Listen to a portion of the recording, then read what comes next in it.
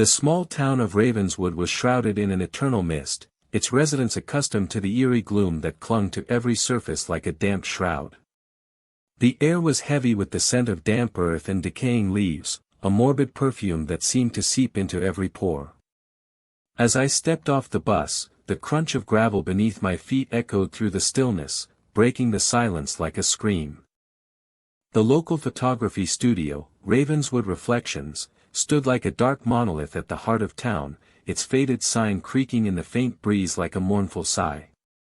I pushed open the door, and a bell above it let out a hollow clang, announcing my presence to the world. Inside, the studio was a dimly lit cave of shadows, the only light coming from a faint hum of computers and the faint glow of a single bulb above the counter. Behind the counter, a figure hunched over a camera, its face illuminated only by the glow of the screen. I approached, and he looked up, his eyes sunken and his skin pale. "You must be the new photographer," he said, his voice like a death rattle. "I'm Max. Welcome to Ravenswood Reflections." As I introduced myself, Max's eyes flicked towards the camera, and I felt a shiver run down my spine. There was something unsettling about the way he seemed to be staring into the lens, as if he was communicating with something on the other side. "I've been noticing something strange," he said, his voice low and conspiratorial. "Every picture I take, there's something there. Something that shouldn't be." At first, I thought he was joking, but the look in his eyes told me otherwise. He showed me the pictures, and I couldn't believe what I was seeing. Faint, ghostly figures seemed to be lurking just behind the subjects, their faces twisted in agony. I tried to brush it off as a trick of the light, but deep down, I knew something was wrong. As I began to take my own pictures, I started to notice the same thing. Every shot, every frame, seemed to be haunted by these ethereal apparitions.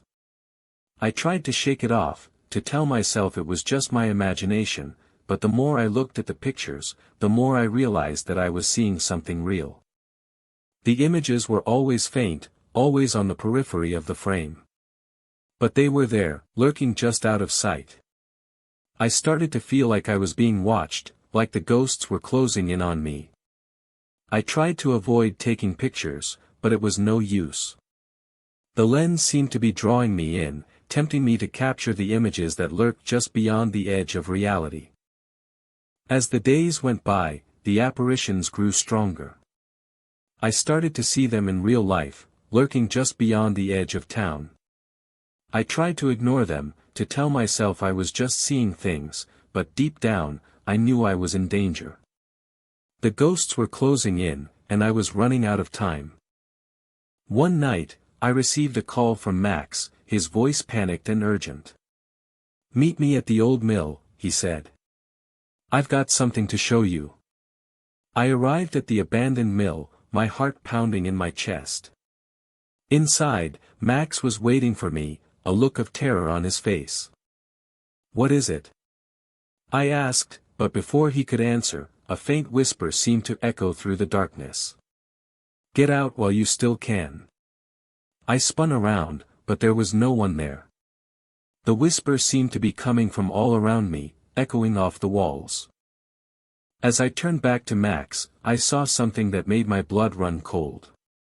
His eyes were black as coal, and his skin was gray as stone. He was not human.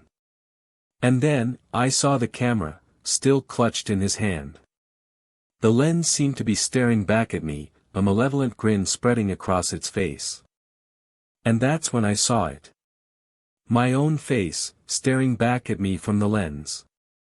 But it wasn't just my face. It was my face, twisted in agony, my eyes black as coal. I was the ghost.